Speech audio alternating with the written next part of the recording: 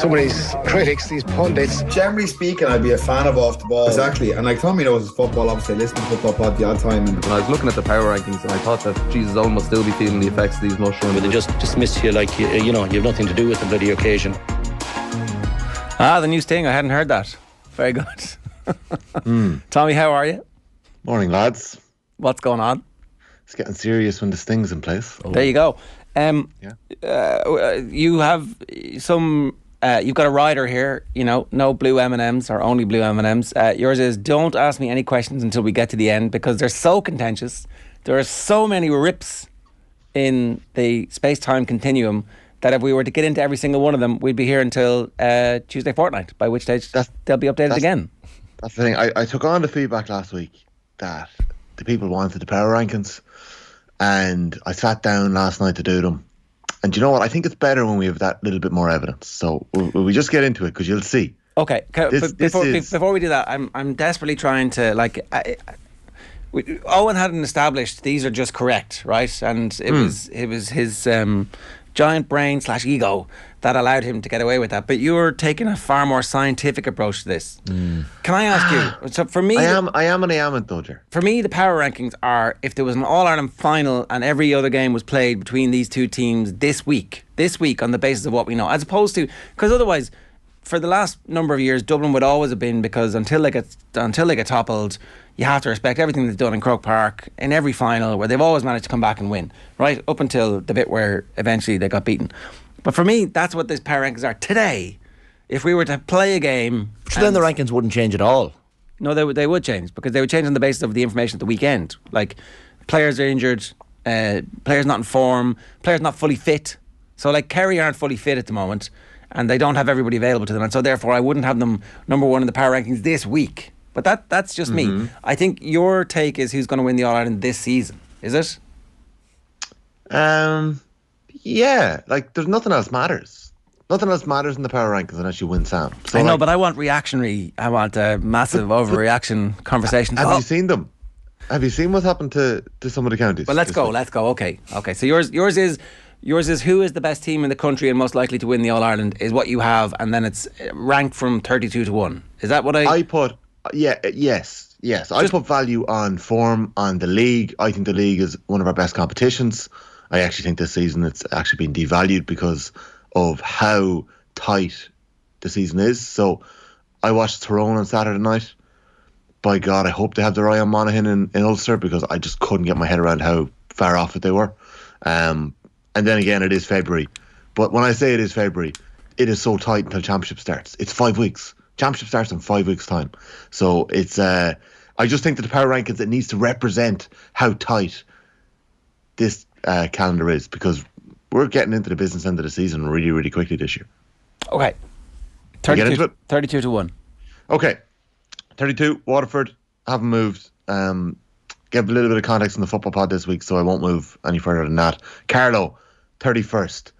2 defeats in the last 2 weeks, 15-point loss to Leitrim. They are bottom of the fair play table. Carlow have had 5 red cards, 3 on Sunday and 4 games. One of the reasons why they've moved so quickly far down. London down 2 as well. So Carlow and London both down 2. Disappointing so far after running Leitrim so close. 2 7-point defeats back to back. 2 teams have moved up, and that's Wicklow and Wexford, both up 2. Wicklow bet London with a huge win before a huge win against Laois. Wicklow were 5-1 at the weekend, even though they'd beaten Laois in the Leinster Championship last year. So Bucky's got that one wrong. And they made a mockery of the pre-match power rankings too, so I had to move them forward. And Wexford, alongside Wicklow, have a bit of an outside shot now of promotion from Division 4. They've had a couple of big wins. So they bet Leitrim at home and then bet Waterford. Moving on, so Longford, Laois and Leitrim haven't changed. Sligo haven't changed. But after that, very few counties have been safe. Tip with a consecutive double drop. Despite picking up a first point of the campaign, it was up against Longford. 2 teams that can't buy a win, and they couldn't buy it at the weekend. They drew. They've also lost Stephen O'Brien since we were last chatting, so that's another key player. Tipper in trouble. Antrim have moved forward. Won a first win against Tipperary, but they have a bad habit of losing games in the last minute at the minute, lads. I don't know if you've seen it, but they were in command against Down, in command against Fermanagh. They conceded 1-3 in injury time, and it's agonising, but they've got to find a way of getting past that. Offaly down 1 after a decent start. They've lost the last 2 games to promotion contenders Westmeath and Cavan. They're going to end up where I thought they'd end up, which is middle of the pack. Fermanagh, good teams find a way to win. We mentioned Antrim there. Well, Fermanagh have found a way 2 weeks in a row to win back-to-back games in injury time. Sean Quigley, their main man, has inspired it with two goals that he flicked in somehow in injury time, and they've come back to win it. But Ulton Kellam has been having a big influence there. He's somebody who had a bit of exposure to the AFL. So keep an eye on Ulton Kellam this year and see how he gets on. Limerick are down to 19th. So they're 0 from 4. They got smashed by Cork. They just seem to be in a bit of disarray. Division 2 just might be that level above for where they're at. They also have the worst score difference in the country. 18th down have quietly moved forward once more. Another huge comeback win against Westmeath at the weekend. They'd only kicked 4 points, lads, after 50 minutes of play, but they kicked 1-7 without response then. 1-5 without response. Westmeath didn't score to edge that game by a point. They are now in the promotion hunt, and they're playing Cavan this weekend, so keep an eye on that game, because if Down managed to turn over Cavan, who are cruising through Division 3, they are absolutely in the promotion hunt. Louth, this is a bit of a contentious one. Rockton to Navan at the weekend, they emerged with 2 massive points. They're only in 17th place. That could change on our next power rankings, because the other 2 teams in Leinster could slide. The other 3 teams in Leinster could slide a lot more. Louth are in 17th place. They just have to prove it now. That's where I'm having that. So we'll move on, will we, to the third slide? Yeah, I mean, we'll come back to Louth, obviously, but go on. Yeah, Kildare are 16th. I still think they were blessed to beat Clare. And unfortunately, I think they showed their true colours again on Sunday, which is mind-boggling. I just can't get my head around it, how it's so bad at home in Newbridge. Maybe it's a psychological thing. Maybe they're feeling the pressure and the heat from the commentary of the Kildare fans who seem to think that... I just don't know how it's gone so bad so quickly. Maybe we can talk about that again, but it's just dire straits at the minute. The one thing I'll say to them, the one caveat is they have 2 local derbies left to save their skin. They've got Louth in RD and they've got Meath at home, so they've got to win that next game. They can still survive, so they didn't slide any further after that win against Clare. But 16th place. Cavan 15th, cruising through Division 3 as expected, but will that harden them for Ulster? Hard to see, and I think they need a run to the Ulster final to make the All-Ireland series this year, so I don't see Cavan raising much higher. Meath have slipped back to 14th, lucky not to slide further. Defeats to Derry and Louth have them in a bit of bother. The mood has changed a little bit. They need to get the finger out. Big game next week against Limerick. You'd expect them to win that. After that, they're going to have to pick up another point. Westmeath have moved back 1. They've won 1. They've lost 1. Perhaps that place being guaranteed in time has let them take their eye off the ball a wee bit. Sources have suggested that Jack Cooney is back involved, which is interesting. And yeah, like Westmeath are where they're at. They should be getting promoted out of Division 3, but maybe they're going to let me down in terms of where I had them in the power rankings. Cork up 2. James O'Donoghue's Cork, as it was christened this week on the football pod. Look at lads, Cork are the tip of a glove and the width of the post away from actually being in the mix to knock Dublin out of promotion places, which would have been some shock, because if Dublin go on to lose to Derry this weekend, which I'd expect, Cork possibly would have beaten them on head-to-head. I know it's a big if, but they're actually in a great position. So they're top of the relegation fodder in Division 2. Clare this weekend is crucial for them. That game is in Ennis. Whoever loses that game is in big trouble. Clare in 11th. They haven't moved. I just don't think anyone has done enough to move them yet. We'll see after Sunday. Donegal have moved back to 10th, so they've swapped with Monaghan. So fair play, Shane. You've got a bit of movement there. Thanks, Tommy. They eked out another point at the weekend, which could be crucial to staying up. They did get the rub of the green. I don't know if you saw the Paul Conroy shot. Look, it probably went over the post, so you'll have to give the umpires the benefit of the doubt. But that's 2 weeks in a row where a lot of teams aren't getting the benefit of the doubt from the referee. Donegal have. So they're in 10th. I still have a feeling they're going down. Monaghan have had a superb 2 weeks, beating top of their table Roscommon and Donegal both at home. Their final home game is in round 6 against Tyrone, and you'd have to imagine the losers of that game go down. Moving on to the top slide, and there's been movement all over the place here. Tyrone are in 8th place, 2021 All-Ireland winners. They've slid back. Toothless is the word I've used a few times, and they were, whether it be defensively, offensively, just all over the place. It's frightening how much their attack has lost direction and how easily Mayo ripped their defence apart en route to their 4 goals. Roscommon have moved up 1 place. more so by virtue of how poor Tyrone were, rather than the Rossies' unbeaten record up until the weekend. Despite defeat to Monaghan, they're still joint top. There's 7 days between the Connacht final the Connacht first round and the league finals, as we mentioned last week. So maybe we're going to see Roscommon take the foot off the pedal. But looking at that Division 1 table, they're going to need another point from somewhere. So they have a couple of big games ahead. Mayo this weekend. That's going to be a weird one with the Connacht Championship game a month away. Armagh have slipped back 2 places, lads. I found that tough to do. I found that one tough to do, but they're actually only on 3 points here. The league form, the quarter-final against Galway last year had them higher, and I'm just not seeing that at the minute. They actually have a must-win game now against Donegal. So I've written off Donegal anytime we've seen them. Armagh have to beat them this weekend. It's at home. If they don't win it, Donegal are on 5 points and Armagh are on 3 points going into the last 2 games of the National Football League. So it'd be a disaster for McGeeney if Armagh were to get relegated this year. They're way too good for that. And I don't expect them to lose it, but that's where they're at, looking at form. Derry are the form team in the country. They moved up 1 place. They could have actually smashed Meath and Kildare by a lot more. I don't know if you watched the highlights, Ger, but they could have had 6 goals. Mark Donlan, I'd say, was actually nearly man of the match, despite Jay McGuigan kicking 5 or 6. They have a real litmus test this Saturday against Dublin. I'd say Dublin are targeting it. I'd also say Rory Gallagher is targeting it to see where his team is at. Mayo up 1 place. Exceptional at times on Saturday night. It was very entertaining to watch them.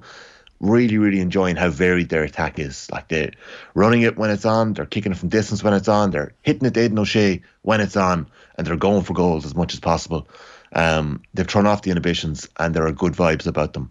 I've slid Dublin back to 1 place to 3rd, and I didn't expect I'd do this, but something isn't clicking. And Ger, I kind of dismissed you last week when you suggested it. I did. I'm putting my hands up now. I'm not saying I'm infallible the way Owen used to say it. Apology accepted. The one thing that got me at the weekend was looking at the confidence of the Clare forwards and the manner in which they strutted around Croker. They sold dummies at ease. They were kicking balls over the bar with no bother. And I was like, there's no fear here. No. Teams don't fear Dublin anymore. Until the last 10 minutes. I don't know. Yeah, Shane, maybe. And they were 6 points up, and it wasn't the same as the manner in which Kildare caught them.